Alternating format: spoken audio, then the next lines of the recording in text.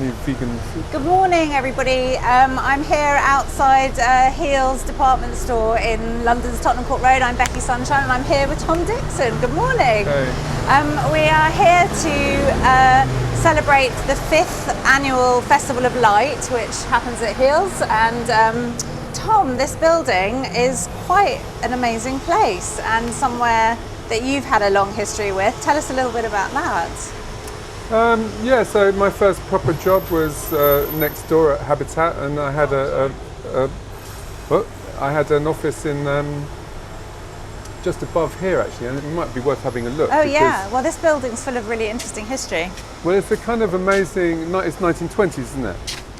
I think so. But what's kind of nice about it is it really is the 1914, there we go, Yeah. That's helpful. Ooh. So it's the history of British furniture. I think Heels, they started as a mattress maker or something. They did, 1810. Look up there, you'll see these amazing kind of 17 friezes which describe all of the different activities they did, building and decorating, textile, converters.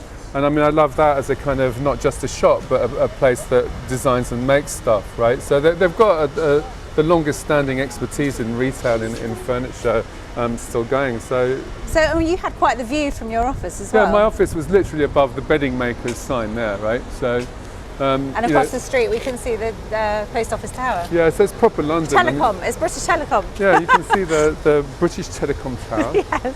Which is proper London over there. That was the view from my office. And of course this is proper London, so I really felt I'd arrived, you know. It was my first real proper desk job. And it happens to be right bang in the middle of Tottenham Court Road. So did you find yourself wandering into Heels quite a lot? Yeah, I mean there was a friendly competition between Heels and Habitat. I think at one point it was the same group, was it not? At one point, I think possibly. You might be right, yeah. Yeah, for sure.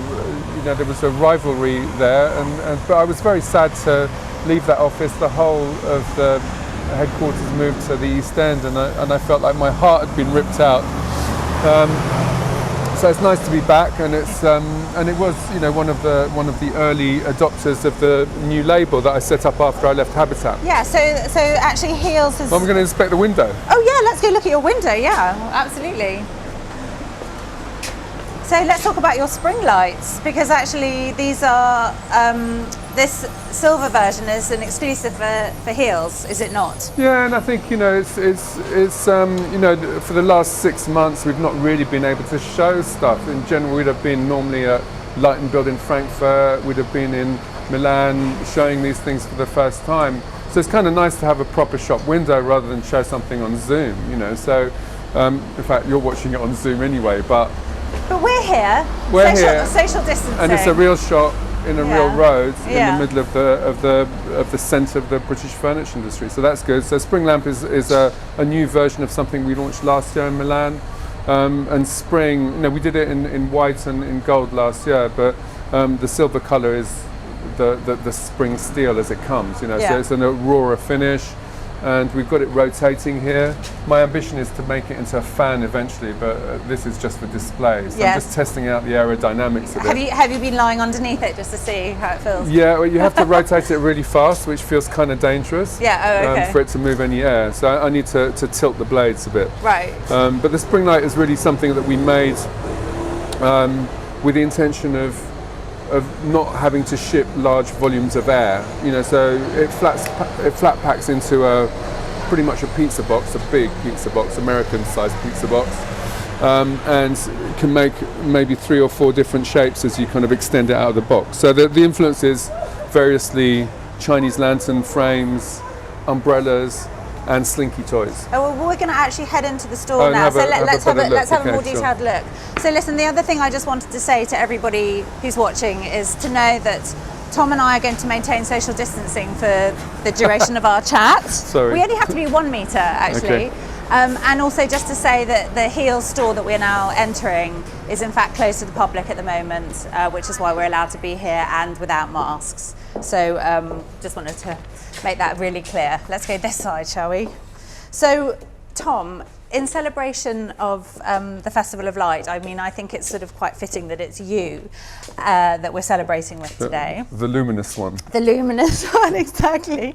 And actually, we're heading over to your amazing shop on the ground floor here, which is, I think it's tripled in size since the last time I was in the store. Yeah, I mean, it's nice to have a proper corner, and you know, the reality of our business is that although you could probably virtualize it and make it digital in all aspects, it's kind of still feels like people have to sit on stuff and feel the weight of things and really see the textures, all the things that you can't really do in the digital world. And you know, we also do smells, you know, so you can't do that in a virtual way. So you know, it's kind of great to be here, because also the interesting thing I think about Heels is these are kind of investment pieces, right? And it takes a long time for people to decide stuff, and you need expert help, and that's really what's kind of great about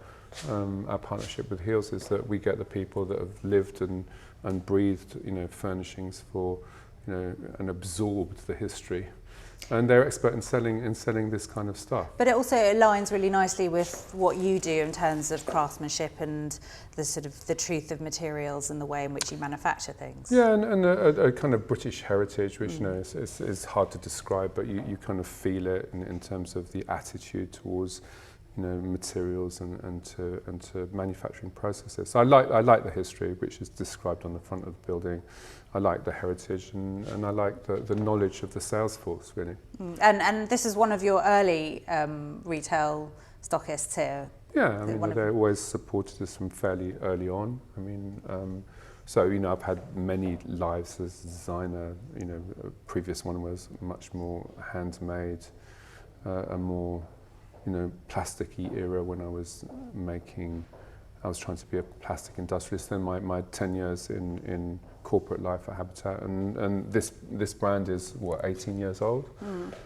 So I can't remember the first arrival into Heels, but it's been a while. It's probably been 15 years that they've been stocking us. So perfectly aligning with the Festival of Light is also your own lighting concept at the moment, which is called Scared of the Dark. Is that correct? Yeah, Afraid of the Dark. Afraid of the Dark, excuse me, yes. Can you tell us a little bit about that?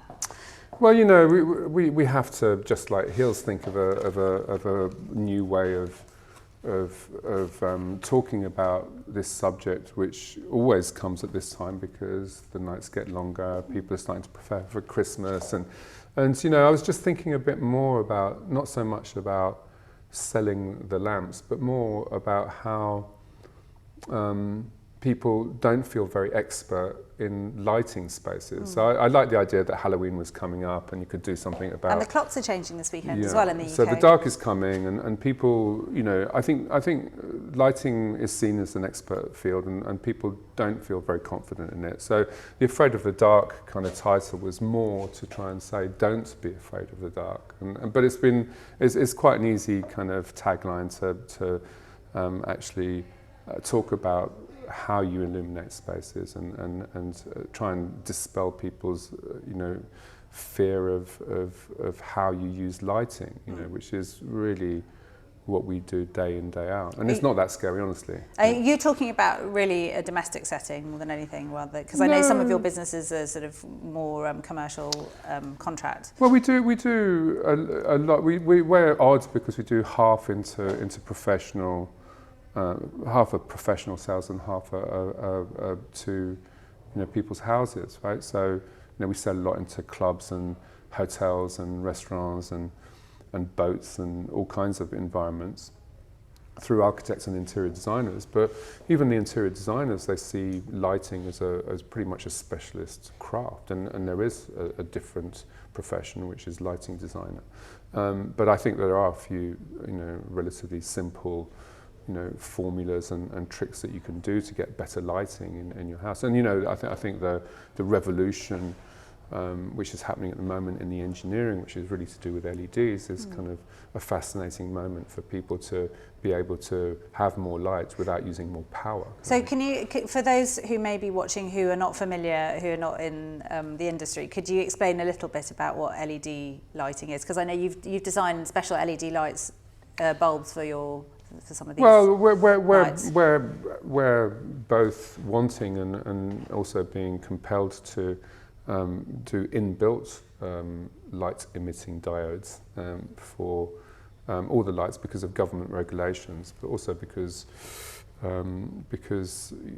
it's a much more efficient way of illuminating things. But LEDs are, obviously the new technology in lighting, which allows you to have the same amount of light output for 15% of the energy consumption. Ancient incandescent light bulbs were really converting a lot of that energy into heat. But because they're flat and because and they don't burn hot, you can use them in very different ways to the previous types of lighting, right? So I better switch off my phone. Yeah. But the one in the spring light, for example, we've got the white version here, and then there's the lovely brass one over there. So that's a flat disc, the LED. Can we go and have a little closer look at some of the products? Yeah, so I think for a lot of what you're able to do now is really hide a lot of what's called the light engine, which is really a circuit board with the LED chips on inside the body of the lamp. So it doesn't really appear as a central light bulb, which is the way that you were lighting things before. So what I was talking about before was the idea that this flat pack, so in shipping, you're not wasting lots of volumes, but also it means that you can kind of, in principle, you should be able to adjust the shape. Yeah. So that you could have, 4 or 5 different shapes with this according to what, how high your ceiling is or whatever. But these are kind of interesting because they provide a big kind of luminous volume without blocking the space. I mean, they're quite transparent in that way. So are they quite lightweight? I don't think I've actually touched one. Yeah, they're relatively, well, they would be because it's just, a whisk, isn't it? Yeah. So can you talk about some of the other lights that you have here? We have the melt lights, for example, and this one's the globe. Yeah, this is a new lamp which is a globe, which again has this kind of strange optics. I mean, we've been playing with this kind of metallization for the last 10 years, and we've become quite good at it. And this is the latest of that family. So here you'll see that the light source, which appears to be in the bottom, is actually in the top, but is being reflected with this strange optics that makes this funny column of light bulbs in the middle. And when you switch this one off, it's just a complete metallic sphere. So there's a nice kind of different state when the object is on and off. I mean, I think the trick for lighting is to is to have something which looks attractive in both states, because obviously half the time your lamp isn't on. So these lamps are really made with that in mind. But the melt lamp has been the really popular one. Maybe we can come around here. Yeah, I'll follow and see the wall version really. So I think we've been working a lot on kind of trying to make some of our pendant lamps, which are very, like the melt light over there, which a lot of people will recognise into lamps also for low ceilings or for walls. So it's called a surface lamp, because it means that you can put it either in a low ceiling space or on the wall. But you can see here the kind of really crazy optics, and again the idea that this looks like a ball of mercury or something when it's off, and you can't see what's going on inside at all. And then when the light comes on, you have these really kind of crazy marbling patterns that appear and really make it look like a very organic object. Like I'd say maybe in this colour it looks like an ice cube, It does, yeah. And then when it goes into the more golden colour, it looks like a glob of molten glass. Yeah. So the melt lights are kind of interesting, because I think for a long time we were working with geometry. You'll see that this lamp, for instance, very geometric or very symmetrical volumes. And now suddenly we've got something which is really looks like it's come from the natural world rather than from the machine-made world. And it's been very popular, I think, for that, because it's not, it doesn't appear like an industrial object. So can you tell us a little bit, because we've got such a great space here to examine. To wander around. Yeah, let's have a little wander around, because actually some of these glassware, the tableware is new as well, isn't it? That's something, is that something that you introduced that we want to talk about? Yeah. No, I know it's something we want to talk about, but this is something that you've introduced quite recently. So, and is it puck? Am I right? It is called puck. Yes, yeah. And that refers to the base. Indeed, just like a I've done my research, Tom. Yeah. So so I guess the other part of our business, we have the product design business. We've got a restaurant business as well, and an interior design business. But the having a restaurant being in product design as well is kind of great, because you get to kind of really get a proper insight into how things should function. When you're in a restaurant, these things have to be have to work, right? So this was really a collaboration with the cocktail waiters in the restaurant, the cocktail barman rather, and trying to get the minimum number of glasses that do the maximum number of different functions, whether that's cocktails or wine or water. And so they're just, they're again hyper simple shapes. I mean, the trick is trying to do something which is still minimal but still has enough character to read as different from what's already on the market. So that's quite difficult, actually. So you spend a lot of time trying to reduce things, and then making sure that they still speak of their function, and they're recognisably yours. So that's they are that's the hard part. recognisably yours, for sure. They are. And then also, let's talk about the mill, because these are lovely and shiny and new as well. Lovely and shiny and new. Well, yes. Same thing. Are we sitting? We're sitting. I think we should sit to talk about a mill. Oh, someone bring me wine. No. Well, I like pepper grinders. I mean, they're a kind of forgotten design typology, I think. I like the idea that you're actually kind of grinding and I mean you're processing something at the table. So it's the same thing as I was talking about with the glassware. Which I think I'm calling this season expressive minimalism. Where I want the thing to actually talk about its function. What you do with it. You need a container for the pepper. You need a great handle. A lot of pepper mills have got really nasty handles with sharp edges, and I don't understand why. I mean, it's got to feel like you want to hold it. But I also like the idea of your tabletop looking like it's a city skyline. We saw the post office tower outside, and I was always told off as a kid for playing with my food and playing. But I haven't stopped even at this advanced age. But the idea of creating a whole different set of pieces that work. Let's walk. I also wanted to ask you about the fat chairs, which I have to say, having sat in them, because these exist in your restaurant as well, yes. don't they? They are ridiculously comfortable, and they sat on fat. I've sat on fat, and I'm going to sit, and it feels like you're being hugged from behind, which I really love. Yeah, so I think it's right in the good spot as well. At the risk of repeating myself, the idea of trying to reduce things to their basic minimums is very much expressed in the fat chair, right? And fat is a great word. We had a big argument about whether we could call this chair fat. Well, it's like you can't call it fat. People think that's an ugly word, blah blah. And I was like, well, no, it's a beautiful word, and it really expresses the idea that we're fattening up the bits that need to be as rounded and as kind of cuddly as possible, which is the seat and the backrest. And I think that it started off again, just like with the pepper mill and the glassware, when we were trying to furnish the restaurant, and we couldn't find a comfortable bar stool, right? So bar stools are quite a difficult kind of quite ungainly kind of shape to make comfortable without really increase the footprint of the chair. So it started off with this as an attempt to make a really comfortable bar stool, which you could kind of rotate in as well. So that's why the shape is is kind of so basic in a way. Just a circular seat and a semicircular backrest. And thank you for the footrest as well, because the amount of times you sit on a bar stool and there's nowhere to put your feet, and unless you are as tall as you are, you're just dangling.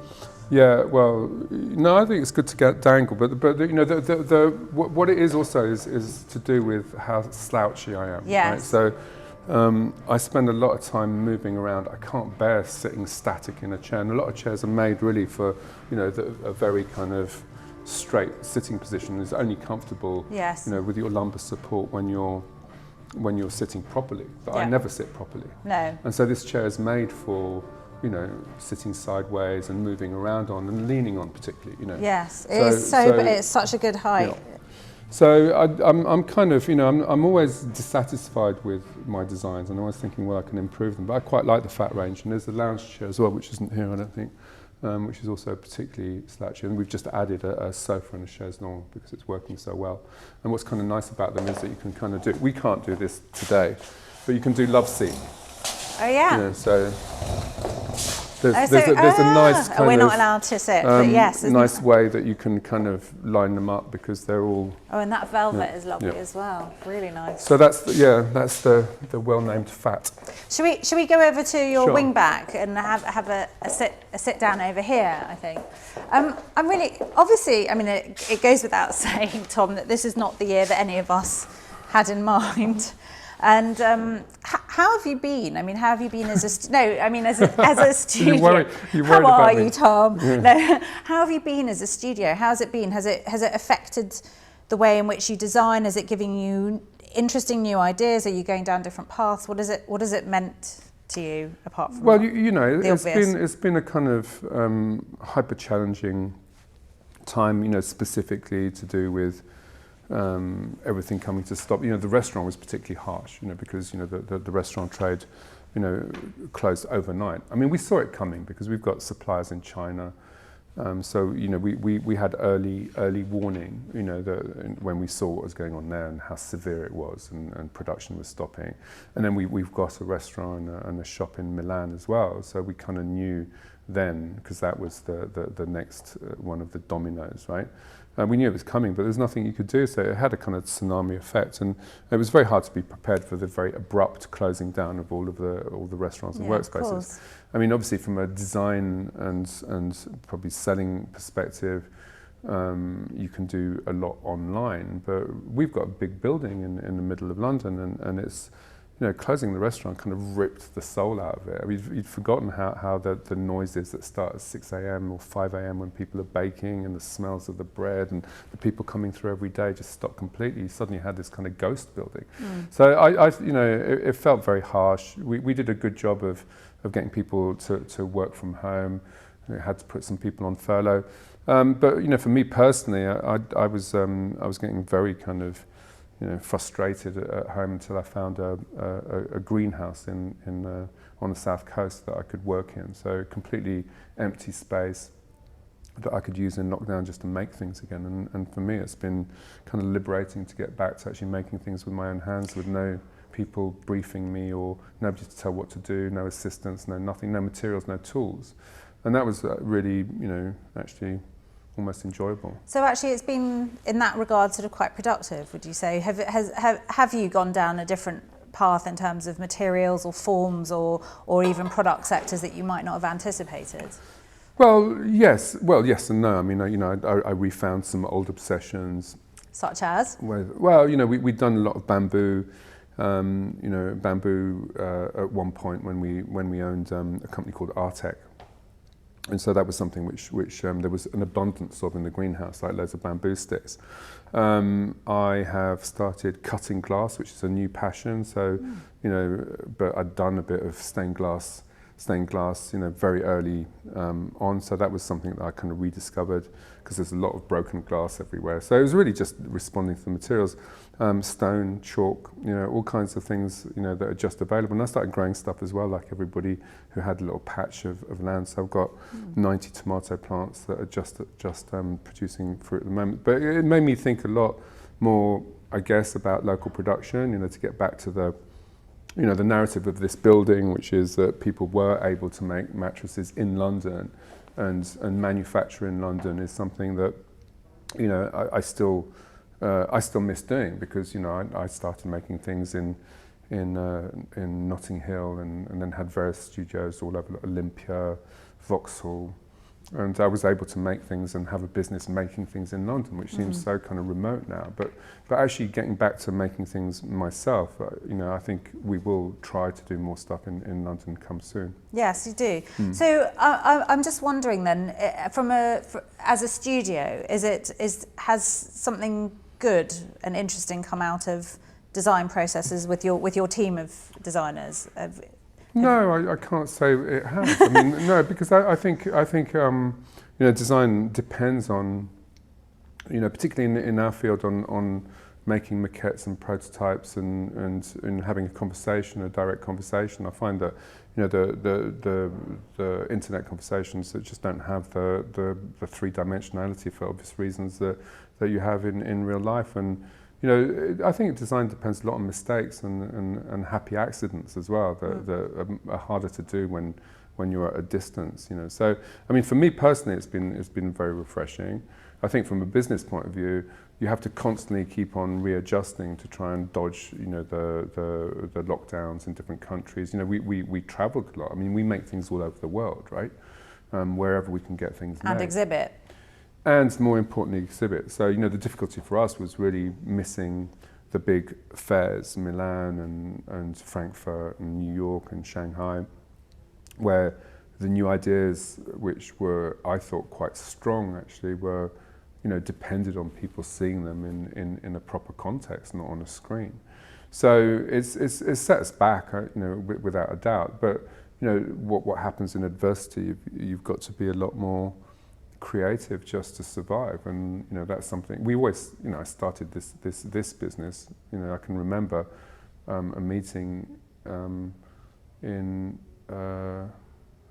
just when 9/11 happened, right? So, you know, you start a business when it's difficult, you have to be more creative, and it's not necessarily I mean, these challenges are there to make you more find your solutions. Creative, yeah. You know, and so as a designer, you get a lot more things that need to be sorted out. It's your duty, Tom. My duty, It's yes. your duty. Yes, it's your my duty. right. So I wonder then, with that in mind, are you feeling optimistic? Do you feel like the design industry, and you in particular, will find a sort of positive pathway through this? That there's something to look for. Please say yes. No, I think people, you know, it's become a cliche as people are reassessing, you know, how they do stuff, and I do think that people are rethinking their priorities. I think people have to be more creative. I think that the slowdown is something that was important that we should have done ourselves without a virus, you know. Slowing down the amount that you travel and the amount that you consume is definitely important, but you know, the stacking up of problems that are happening now, and you know, my main fear is possibly not COVID anymore. It's COVID with flipping Brexit on top, you know. So we've got a double. We don't have enough whammy. time for that today, No, Tom. okay. Well, you were asking me about the problem. No, hang on, no. you're asking me to be positive, Design right? problems, Okay, design okay. To be solutions. positive, there's lots more things that we need to design our way out of, right? Yes, so there's lots more stuff that we need to do that's probably more important, you know. Yes. And designers are there to solve problems, so you know, I look forward to trying to do some of that. So we've actually got lots of questions, they're coming through on my phone, lots of questions from people who are watching us. Okay, I'll just take a sip from my But actually, just before we do that, you touched on it before, but I want to draw it out of you if I can. But you talked about people's perhaps anxiety about lighting in their own home, and that there are lots of tricks and so on. Like what? For example, give us help us with lighting. Well, I think, you know, particularly as kind of lighting objects become more affordable and there's more ways to illuminate, there's a natural tendency to kind of blast everything with light, right? And I think that's a disaster from an interior decoration point of view. You know, you don't want everything to be super illuminated. You'll see that a lot in offices. You know, it's like a glare of new bulbs trying to illuminate everything. So it's important to decide which bits you like in your home and really blast them with light, and can keep everything else a bit darker. So like selective lighting is really important. So make sure that you've got something. I think often there's a tendency also to light everything from above. So just I was talking about with the surface lamp. You can light things from behind. So you can put affordable lighting fixtures behind your sofa lighting a wall, and then have a less bright, more decorative piece, in the ceiling as a pendant or in the corner as a floor lamp. That's a great mix, So there's the different levels of light that you want to be considering, and the different placement of objects so lighting an object or lighting a surface rather than trying to light the whole room, which seems to be what people try and do. So that's becoming more and more possible to do, and this mix of really affordable kind of strips of lighting that you can get from the hardware store with more expensive kind of heroic pieces is the balance that I'd be recommending. Really. Brilliant. Thank you. Right, okay, let's see what the questions are that are coming in. Excuse me, specs are going on, because that's just how it is. Right. Wow, we've got lots of people watching us today, so thank you to everybody who's watching. Okay, so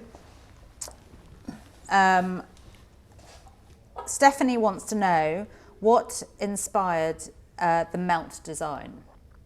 You kind of touched on that a little bit actually earlier.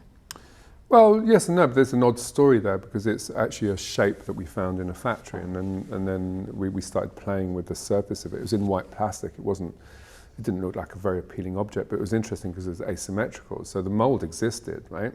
And it turned out that it belonged to some friends of mine in Stockholm. So the girls from Front. Ah. And so they'd made it as the top of a lamppost in a Stockholm park. So they'd only made 60 from this big aluminium mold. And there was something about it that was intriguing. So we started playing with the surface finish. So we're experts, like I said before, in metallization, which is kind of quite a high-tech vacuum process, which you'll be familiar with that on fashionable sunglasses, for instance.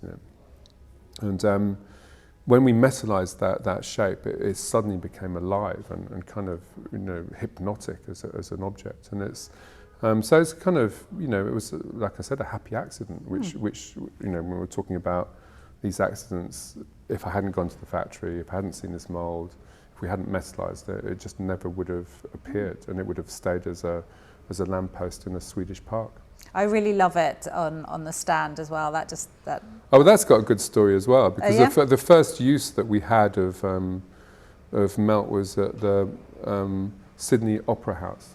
Oh yes. So they were busy restoring the spaces inside, and you're not allowed to attach anything to the ceiling because it's a grade 1 listed building for obvious reasons, and the ceilings are monumental anyway. So we put melt on a stick, and these are a version of the lamps that you'll see in when you go to Australia next, and you go to the fancy restaurant. Anywhere out of London. Yeah. Okay, so. Oh, this is a good one. Jess asks, what is the most surprising place you have seen your lights? Probably you've just answered that with Sydney Opera House. No, I mean, I get more surprised if I'm driving along in a place specifically, let's say, Shenzhen in China, and you'll go along these streets which are lighting shops on both sides of the roads for about 10 or 15 miles. Oh, yeah. The sort of the factory outlets, and what you see there is the fakes of all of these things. So you'll see windows, huge windows, and you'll even see Tom Dixon shops that you've listed. So the most surprising place is where you see the not real ones. There's some fantastic beat lights in basket work in Bali in a nightclub as well. So I kind of like to see the kind of the versions that appear, from all kinds of places. So you don't mind the fakes? It's a compliment, I think. No, well, of course, you mind it from a business perspective, but I'm endlessly curious about the fact that these have managed to find a second life, a second price point in different materials. Pearl Gray asks, would you ever venture into fashion? And I know the answer to this. Hang on, is Pearl Gray a real name? Yes. That's amazing. Yes. Yeah, that's a brand in itself, isn't it? Yes.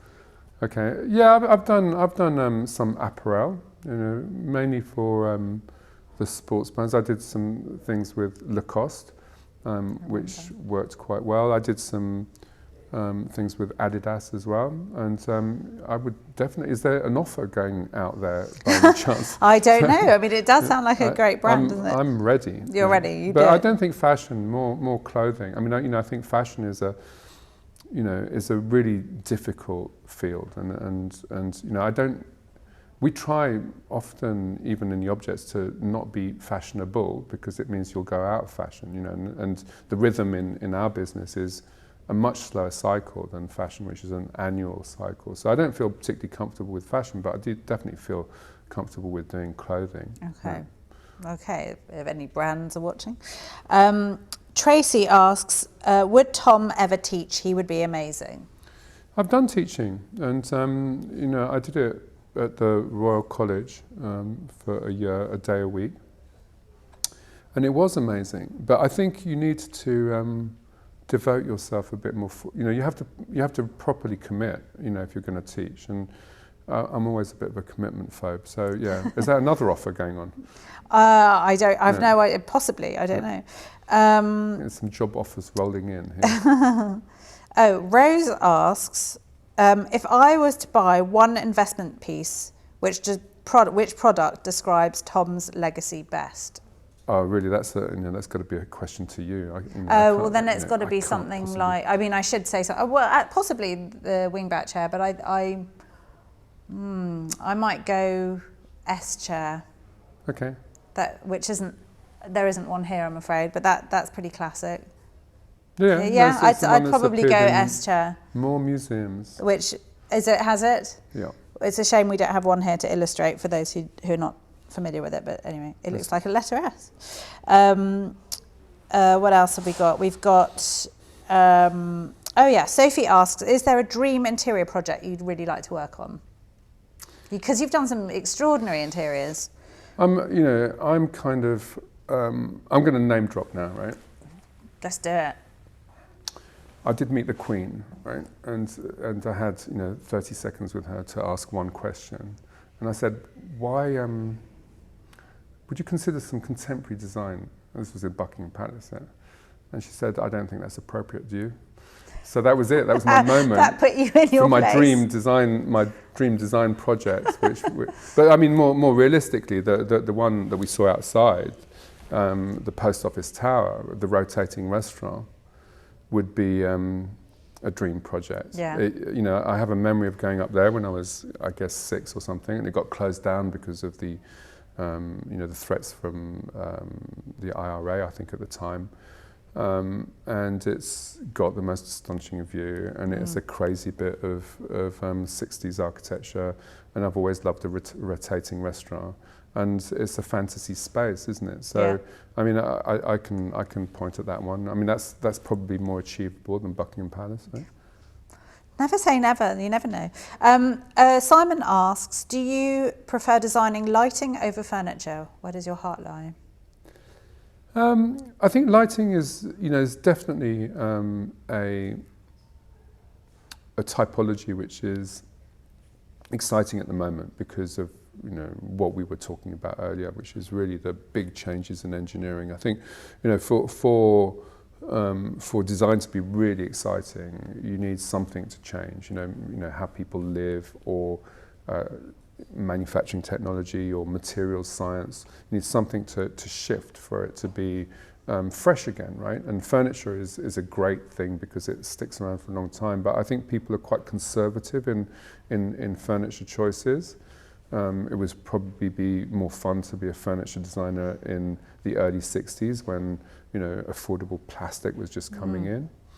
But lighting is in one of those revolutions right now, and the incredible shift in possibilities just by the introduction of low energy lighting has meant that it's it's just the beginning of all the possibilities we can do in lighting. So that's lighting is more fulfilling right now. And I think also from a kind of customer perception, I think people are prepared to take more risks and and do something which is more fantastical in the lighting category rather than in a table or a chair.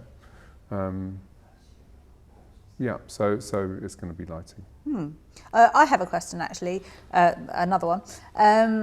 You said before that you're never quite satisfied with, or you're never quite happy with your products. You always think there's an improvement to be made. Yeah, but I'm not allowed to say that on telly, am I? Well, it's too late now. But which products through your archive, because there is a lot of pieces to think about, which ones do you deeply love and feel really, what are the pieces that you're so proud of that you think, yep, I get why that's done really well, that I love that one? Well, it's not always the ones that have done really well, but I mean, there's definitely, products that have marked a kind of different stage in my life, or kind of, I like the pylon chair, which is something that was sort of attempt at the lightest chair in the world, which probably isn't, but still, I like it from its kind of, its own kind of, it really doesn't look like anybody else's, it's definitely my own invention, if you like. Obviously the S chair was kind of nice because it gave me an international reputation, but I'm always keen on the things that I'm doing next, you know.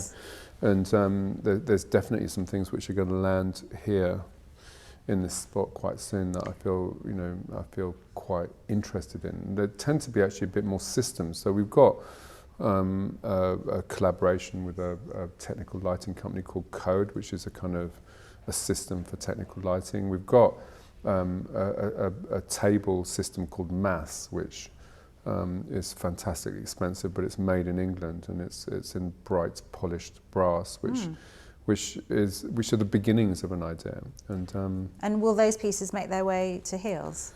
You're going to have to ask Heels, but okay. Yes, I hope so. Okay, great. Tom, thank you so much for your time today. It's such a pleasure to see you in actual real life, a real person, even if we are quite far away. And thank you so much to everybody who's watching us. I'm hoping there's lots of people watching us. Oh yes, the cameraman is nodding, so we've got lots of lovely audience. Well, thank you all, and thank you to Heels for having us here before the shop opens. It's so nice to be here when there's no one around. And that's it. Goodbye. Thank you.